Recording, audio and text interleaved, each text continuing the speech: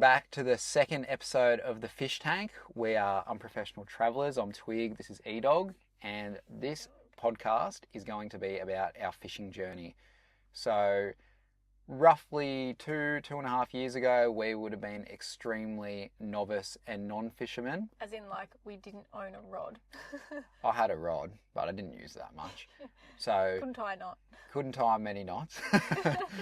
But within 2.5-2-ish years, we have transformed into amateur fisher people, men, women. So this episode's going to be about that. If you want to get to know a bit more about us, just go back and watch the first episode. We'll just briefly touch on our journey and where we are. And what we're up to, who we are, what we've been up to, what we're doing, that sort of thing. So to start it all off, so I was born in Noosa in Taunton, little sleepy town. Grew up with the people living across the road from us was a professional fisherman. So I did a bit of fishing when I was a kid. I went and caught whiting and flathead in Noosa River, or Taunton River. And that's about it. Did a bit of that, moved to country Victoria, Echuca, went and caught Murray cod, redfin, yellow belly every now and then. And then I always had this fascination with fishing though. My old man loved fishing. My pop did fishing when he was younger. So it was in our family, but didn't really have anyone around me to teach me. And I found when I did start my fishing journey when we're on the road that no one wanted to help me or didn't have any advice. So basically we started traveling a couple of years ago. As soon as we got on the road, I bought a fishing rod from BCF, a snapper combo. It was a Penn spin fisher and a Penn fish. I don't know. It was like a 6 to 8 kilo rod, and I don't even know what the reel was, like 5,500. And just to interject, my fishing journey or my fishing experience had been my uncle took me fishing one time in his boat on the Murray River. With me. With cheese as bait. And we'd been, it was like New Year's Day, and we were hungover. We hadn't even been to bed or something. Like I'd been once. It was like 50 degrees. Anyway. Could not catch anything. So I was in BCF looking up what's the best rod to buy, snapper, this thing came up. I was asking people for help. No one had any idea. No one really knows that much about fishing. I don't know that much, but everyone you ask, they don't really know. That's what I found anyway. So I got this rod, and then for the first 6 to 8 months, every time we pulled up to a creek or riverbed, I'd go, I'll go do some land base, and I'd get little bits of tackle here and there. Didn't know what I was using the wrong lures, using the wrong line. Would get to camp late. I'd try and tie a knot in the dark. There'd be no service. Remember you getting so frustrated because you were like, how the fuck did I not tie a knot? Like, why is this so hard? And it wasn't working. And you were like, I'm going to go fishing. And I'm like, I'm not even sure if this line's going to get wet or if it's just going to sit on the bank and try and tie a knot for the first 2 hours. Bait in our fridge and the frigid thing. Anyway, wasn't working. So yeah, went over to Fraser Island, went all these places, hadn't caught anything. It was a bit of a mission.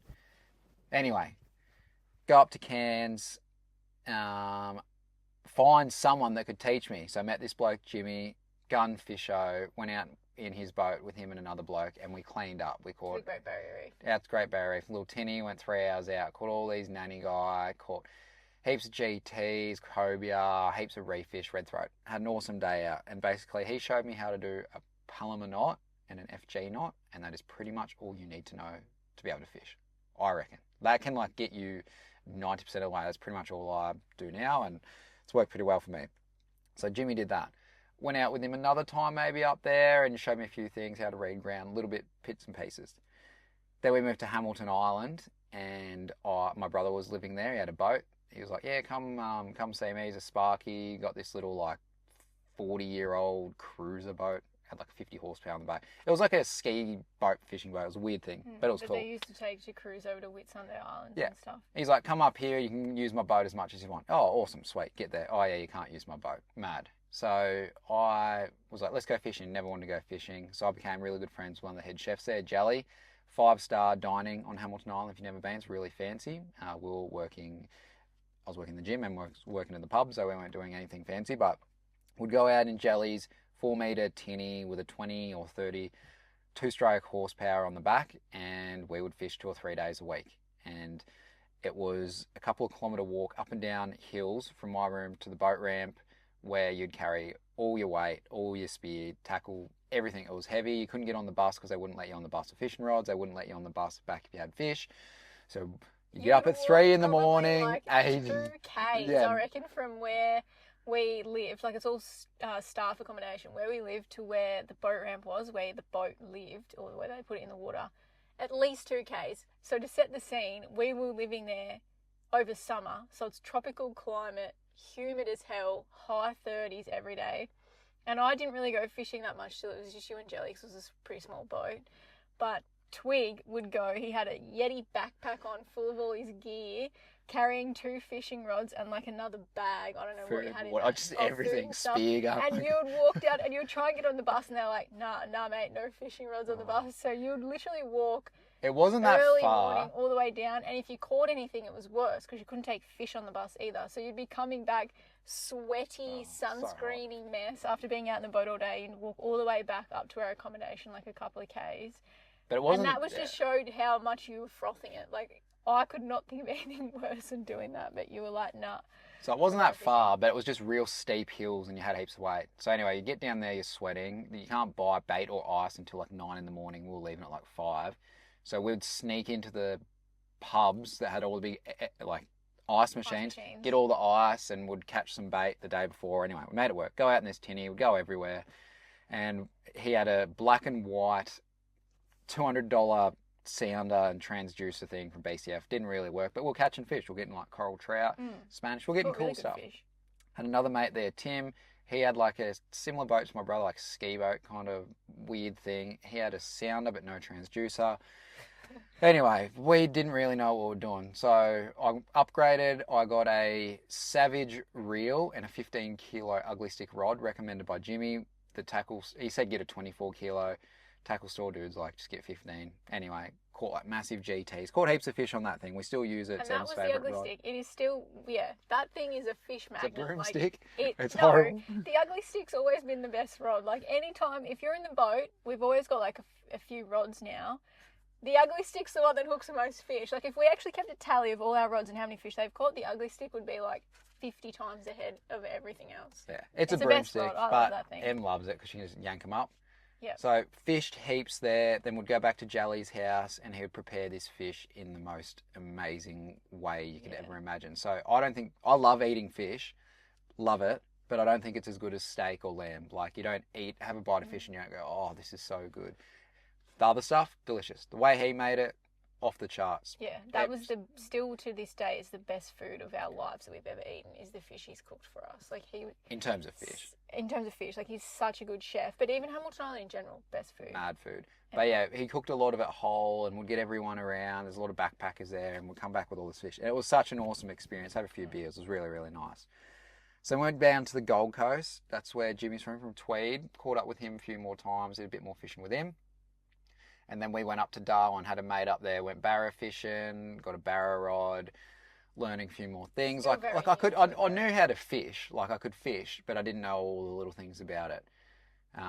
Did a few overnight missions with him, heaps of fun. And I was like, we need to get a boat. So our budget was 10 grand.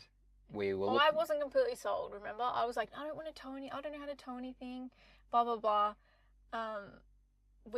I wasn't sold on the idea, and you were like, Em, I think we should really think about getting a boat. And we were like, we didn't have that much money at the time to just be buying a boat. So we decided we could make it work to buy something worth 10 grand. So we were like, rightio. And keep in mind, we're in croc country. So Twig's sending me all these boats, like marketplace secondhand boats, 3.5 meters, 4 meters. And they were tinnies, like skinny tinnies. Shit. That's all there was in Darwin. That's all there was. And I'm thinking like, all right, crocs get to like 4 to 5 meters and I'm in a 3.5 meter boat. Like, how is this going to work? And we were going to go fishing like where there's crocs in the rivers and obviously in the ocean up there. So we looked around for a while, couldn't really find any. I succumbed to the idea. I was like, radio, he's not that like pushy on anything, but he's like, nah, we're getting a boat. I was like, cool, all right, let's do it. We'll make it happen.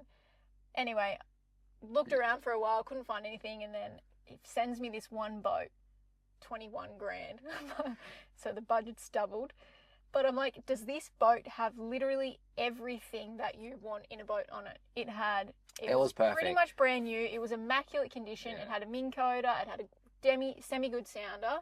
It had a 50 Yamaha on the back. 30 full hours on the stroke. back, like semi-off-road. Extremely well looked trailer. after. It was a 4.2 meter Quintrex Renegade. Renegade's a beast, massive. We wanted a tiller so we could sleep in it. It was sick, and got this boat as we were leaving So Darwin. we bought it. Yeah. Got this. We'd had a look at all these other ones. They're all clapped out. And in Darwin, you don't need to register a boat, so a lot of people steal boats and go up there and sell them, and they're all just dodgy. Anyway, get this boat.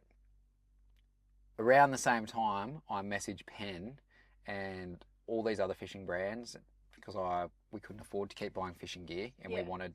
It's like, we're taking cool photos, we're going to cool places. Let's hit them up, see if they want to work with us. So I messaged everyone. Black Magic Tackle got back to us, said they're kind of interested, but just not at the moment. And then how many brands did you reckon you messaged? 6 or 7, maybe. Okay. I don't know. There's not that many fishing brands, but all the big names. Penn got back to us. Jason, company. Penn's Pure Fishing, so it's like Penn, Berkeley, Abu Garcia, Plano. It's like 12 different companies. They're all owned by the one company, which is called Pure Fishing. But we were using Penn stuff anyway. Our outfits were Penn. We had photos with it, and I just basically said to him, "I'll put the message on this, and you can read it." And this is literally what I said: "Hey mate, like, we've been using your stuff for years. We love your stuff. We're traveling around Australia. Blah blah blah blah blah." And then we can take some awesome content for you. And then it's like, what can we help you do and help improve your brand? Because that's all they care about.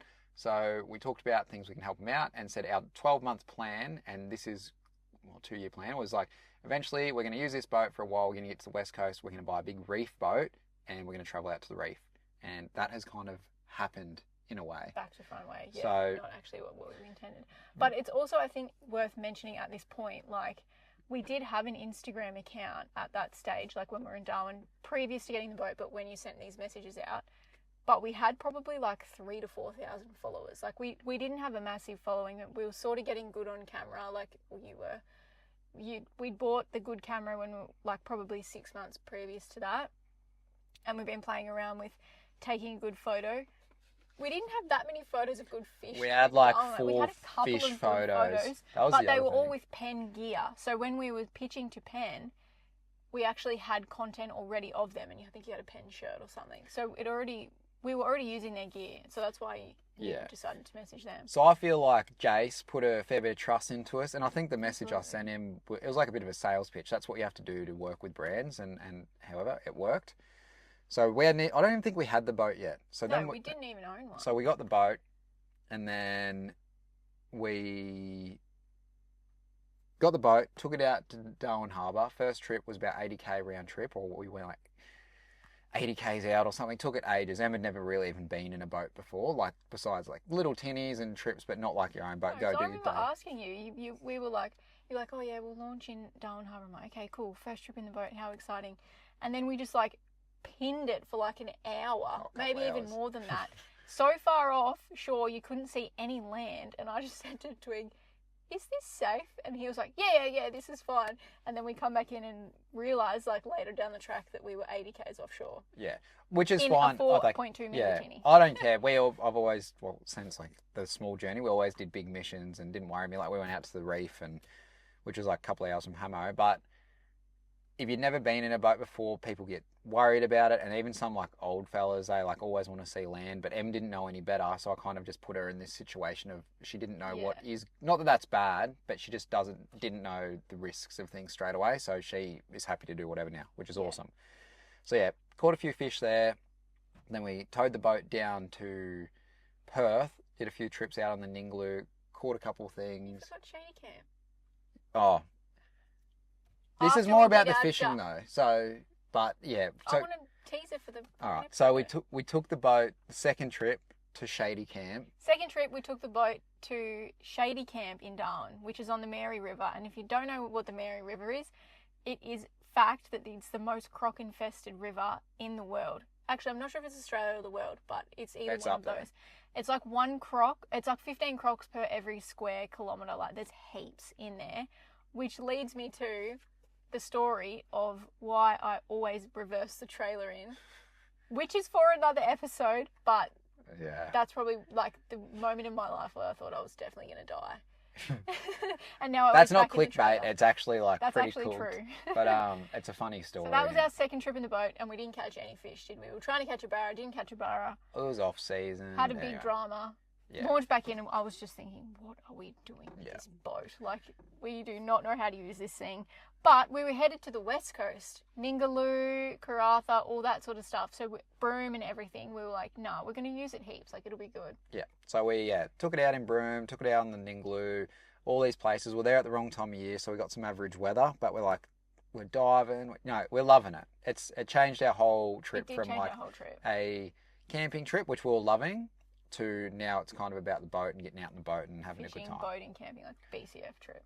So moved down to Perth, started Perth fishing's horrible and it's a lot of work and you probably need a bigger boat because there's so many restrictions. But we're going south of the Bands and going to a place called Windy Harbour, Denmark, Bremer Bay, where you can go 10 Ks out in the boat and you can catch like 90 centimetre snapper, big WA jewfish. So we were launching in down there. We're starting to get some really cool fish. And then we're going up back to Exmouth, where you can get all your cool pelagics, marlins, dollies, coral trout, coronation. So we're starting to get more photos. We're providing more content for Penn. Yeah. All things are starting to add up. Starting to become a bit more of a better fisherman. You know, can read ground, been out with a few other people, learning lots of bits and pieces on the way. But I am like hyper obsessed with this. So I'm going out as much as I can, like many times every week or every day if possible, which wasn't because of the weather, but as much as I can. So I'm fishing a lot. And also to set the scene, like, we would sometimes get back from work. I get back at like 7, you were getting back at like 3 or 4 in the afternoon. You would get back from 8-day swing, spend all afternoon packing the boat, tying rigs, getting everything sorted, buying ice, buying bait, filling it up, to then drive all through the night till probably midnight, and then launch the boat at 4 o'clock in the morning and fish till probably sundown. Like, So well over 12 hours fishing. Yeah. So, like, next level obsessed. Like, normal people don't do, and not eating. Like, you never not eat. And you, like, going out, or, like, go all afternoon, don't stop for food, and then come back in. We'd go out for Like, like next 48 level hours obsessed. and stuff at times. Yeah, in So, a tinny. Yeah. So I'd finish work, so drive 4 hours home from work on the boat, drive to airport an hour, pick him up another hour, and then drive 5 hours with the boat. To the location. And then get up 2 or 3 hours later, fish all day the next, as long as the weather was good, as much of our off swing. I was just fishing mad. So doing a lot of fishing. So I started going to heaps of different fishing shows, boat shows. Went to the AFTA, which is the Australian Fishing Tackle Association. So I got to meet heaps of the big players in the game, all the like famous YouTubers, stuff like that. So I went along with Penn and Berkeley and Abu Garcia. And basically you're on a stand selling to all the fishing and tackle shops in Australia for a couple of days. They have a big ball. They do all these awards. It's heaps of fun. But then the last day is public day, so all the public come in. That's where I got to meet all pretty much of the other fishing companies in Australia because they're all there. So I created a really good relationship with Paul from Snapbait, which is what we were using. We were using Vexed and Snapbait, whatever was on special. So they were just killing it in WA. Everyone over here uses them. If you've never seen them before, it's essentially just like a big sinker with 3 hooks on it, a gang hook. Yeah, and the triple threats are elite. That's Slay what works fish. the most for us. You Yeah. That's what we just started using, and then you're like, oh, I met the owner and he's a legend, and I was like, good. Yeah. Get in So- with him. so good. Like you just don't miss hookups, and I love their jigs. I was using their jigs. Yeah, they just work. So now we are with Paul, which is really awesome. We're actually catching up with him in like 20 minutes. He's going to give us some more jigs, which is good because he's in Exmouth as well, working at the moment. And then, met everyone else. Everyone's really cool. Fishing's just fun. You know, there's some people that probably get a bit serious about it, but just take it casual. We also work a little bit with Richter Lures, who do topwater lures for game fishing, marlin, dollies, all that kind of stuff. And we're just trying out some Molossi topwater stuff. So we're using stuff we're using already. Sorry, we're working with brands we're using already, which gives it a real, what's a word? It's natural to create content for them because we already were using them. So Snapbait, for instance, we already use their gear. It's genuine. It's genuine content, and we actually genuinely use that stuff. Whereas if we got sent gear, and we don't actually do this because we've done it before and it became a real hassle, not with fishing gear, with something else, but if brands want to work with you, it's usually gifted stuff, so they'll give you some lures and you'll take some photos and send them back to them to use in promo or put it on your socials or whatever that may be. But if you start accepting those from brands that you don't actually use that stuff with, you have to go out of your way to film it. Like if we catch a fish now and we're taking a photo with it, it usually still has the snapbait hook in it. So the photo's already there. Yeah, the photo's there. It's the same as with the Penn rod and reels. It's the same as with Molossies. Yeah. Like all that sort of stuff. Bricked, we've already got it in there. Yeah. It's in the boat already. It's not forced. It's what we were using, and then from just using it and sending them photos, and you just send them a message and go, hey guys, like, love using your stuff. Here's some photos. Set up a Google Drive and send them some just product shots. That's what I've found's worked really well. So yeah, my fishing trajectory has just gone like boom. Got hyper obsessed with it. Was lucky enough to meet a few people that taught me some really cool stuff, and a lot of it after those first things I had been like self-taught, because it's just time on the water. And then going out with Em's learned a heap since then. She just loves dropping down and catching the fish though. Yeah, I just love bottom bashing. I hate trolling. Twig wants to catch a marlin more up here. I hate trolling. I don't mind deep dropping. Now we've got the Penn Fathom Electric, because I can, if I do one effort from a 300 meters, like if you think of the weight on a sinker that you need to drop 300 to 400 meters in the ocean, me just reeling in the sinker, drop down and get baited, me reeling in the sinker, I'm cooked for like an hour. Like that takes all my effort. So that's why when we decided we were coming up here as well, we were like, we need electrics. So that's been epic. But yeah, my fishing, I've gotten a lot better, hopefully. I'm not one of those, I used to be one of those ones who would just go out, throw my line in, get snagged. Twig would have to stuff around trying to get me off the bottom, retime all my rig up and then go again. But now I'm actually like, I've got a bit of the feel for it. I like deep dropping though, because you feel the fish actually hook and then you hook it and then reel it in. And that's where you catch good eating fish from too, I reckon. Trolling, yeah, whatever. Trolling to me is just like, it's boring until it's chaotic and then it's boring again. Yeah. But that's my opinion. Em loves it. She's good around the boat. She knows how to drive the boat now. She can work everything. It's really handy because we're working as a bit of a team. At the start, it was super stressful and chaotic because we both didn't really know what we were doing. Yeah, we were just newbies. But now it's working really well. But this is a tip for people that want to kind of contact a brand and get involved with working with fishing sponsorship, because at the end of the day, it's very expensive stuff. And if you can be given a discount code or have a percentage off, like, it makes it a lot easier to get out there and get the stuff you want, which has helped us. So what I would recommend is use or try and work with the brand that you actually want to work with, and just keep working towards that one that you're already using. Yeah. So, and do it before you ask for it. Like we did that with Penn and a few other brands. We already had their gear. We took really good photos. We sent it to them and said, hey, we took some really cool photos for you. And just give them something for no reason at the start. And then from there you can try and, build a relationship and find someone to actually work with. But the best way to do it is, they want product shots. They don't give a crap about the massive fish you caught unless it's like a trophy one. They want you to definitely be in their shirt or hat. So you can't be like in a Shimano shirt with a Penn rod. And they want the focus to be on the rod or the lure or whatever it is you're using that is theirs. They don't just want you with a fish with a Penn shirt on. Not really. So that's what we did originally, but what you need to be doing is having the rod in it or having the reel in it or doing an explanation on it and giving them value or something they can put on their social media. That might not be the best quality or content you want on your page, but that's what the brands want. They want to see their gear being used because they're trying to sell it. So reach out to them, write a little sales pitch of how you can improve their business, what you can provide to them that maybe someone else can't. You might be a land-based fisher or kayak, or you might do something different, drone fishing. And then, give them a reason to put their trust in you and then deliver. So we kind of promised everything and we did deliver it. But I didn't necessarily know if I could deliver it, but they put trust in me, and then that put a bit of pressure on me. And then, I feel like I have given them a fair amount of good quality content that they're able to use. Yeah. So two main things, I guess, would be work with brands you already use or that you know you're going to use. And don't, like we said before, we didn't have a big following. We didn't have, we're not awesome photographers by any means. Like, we're still so new to everything. But you have to ask them. Like, if you hadn't have asked... Oh, they're never going to reach out to you. They would never have gone, hey, Twig, we want to give you this mad deal. Like, brands you have to ask for it. And I got 8 or 9 no's or non-replies. I got one maybe and one yes. But just keep on them, and you have to take good content. That's the thing. You can't... The whole fish has to be in the photo. The reel has to be in the photo. It has to be in focus. It has to be good. for them to use it. Mm. And that's something that just takes practice and time. But if this is the path you want to go down and you want to be, sponsored by a fishing group, or you want to make your own, whatever you're doing, you need to be able to get that media on point. Yep. And then you need to continually catch stuff. You don't have to get big stuff. It doesn't have to be anything crazy, but you have to take a good image of it and tell a story about it. And you have to actually just go fishing. Yeah, go fishing. Yeah, Yeah. that's the big one.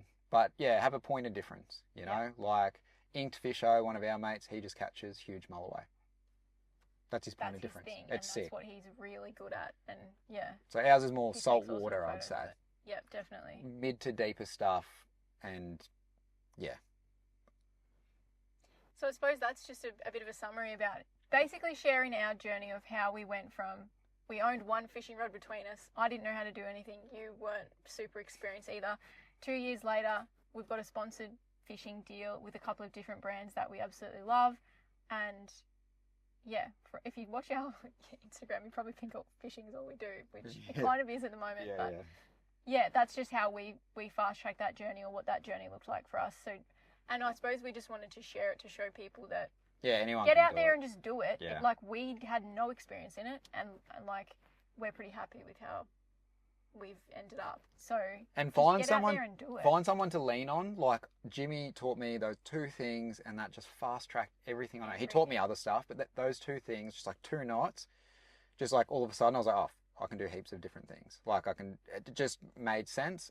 So if you can find someone you can lean on, like send me a message. We get messages all the time on what we do and stuff we use. Always happy to Hit us answer. up. But yeah, any different questions about anything we use or things we do and don't like about the way we're doing things, let us know. And yeah, we're all ears to that. And I love talking about fishing. So I can Oh talk about it all the time. God, yeah.